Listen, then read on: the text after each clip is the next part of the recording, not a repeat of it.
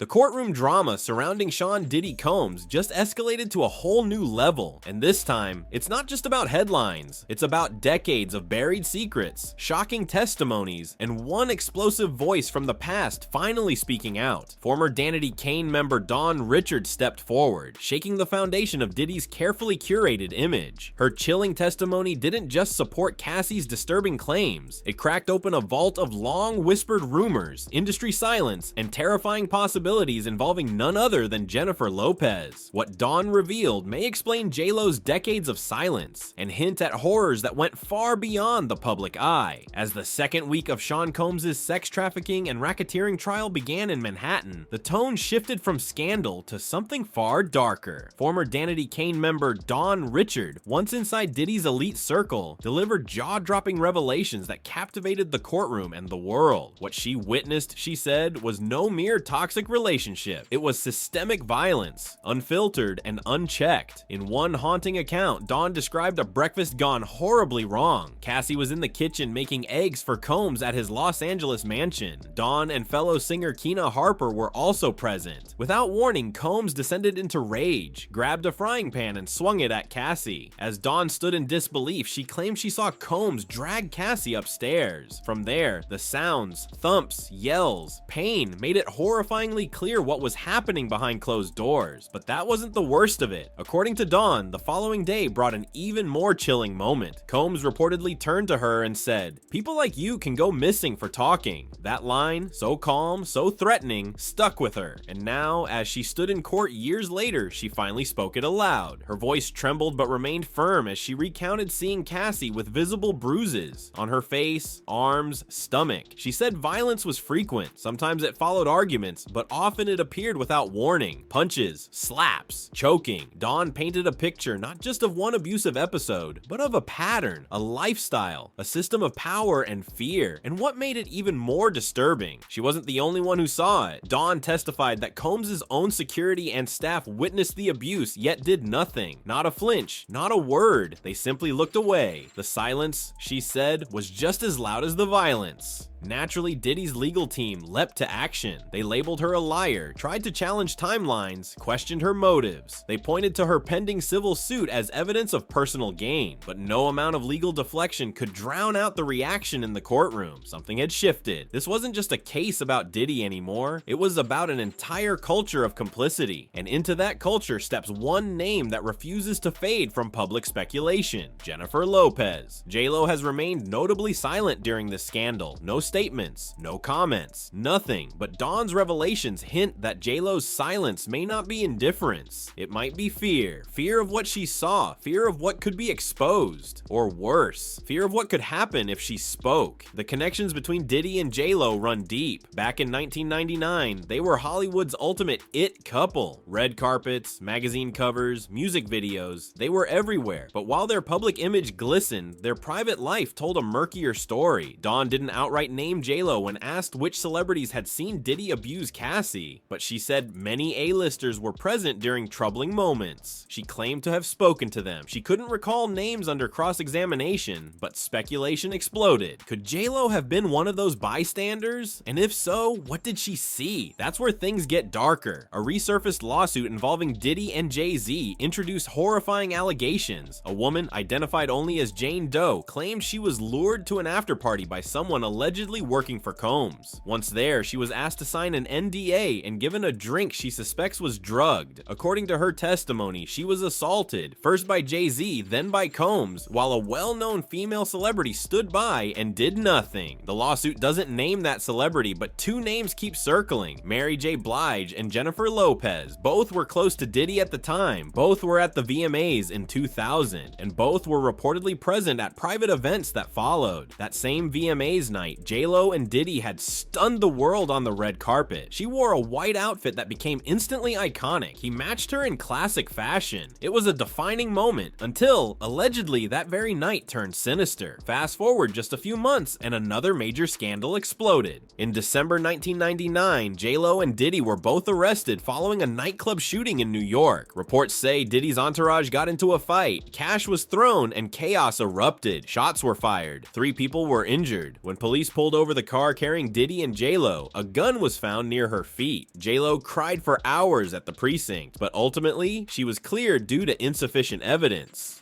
Rumors later emerged that she made a deal, testify about the incident in exchange for her release. Was she protecting Diddy or protecting herself? Now, with Dawn Richards' testimony reviving the trauma Cassie endured, attention has shifted back to J-Lo's years with Diddy. In past interviews, Lopez described the relationship as crazy and emotionally draining, but she never offered details. She's never publicly spoken about violence. But there were red flags. Friends reportedly hated Diddy. Even J-Lo's mother is said to have disapproved of the relationship. Some insiders claim J-Lo witnessed troubling behavior firsthand, but never felt safe enough to speak. Others suggest she saw too much, things that would ruin careers if made public. Take Diddy's infamous white parties, for instance. Held annually at his East Hampton mansion, these events were legendary for excess. Celebrities in all white, flowing champagne, no cameras allowed. Behind the velvet ropes, however, insiders now claim disturbing things happened. One anonymous source alleged that deals were made in back bedrooms, drugs were exchanged, and celebrities, both male and female, engaged in extreme behavior.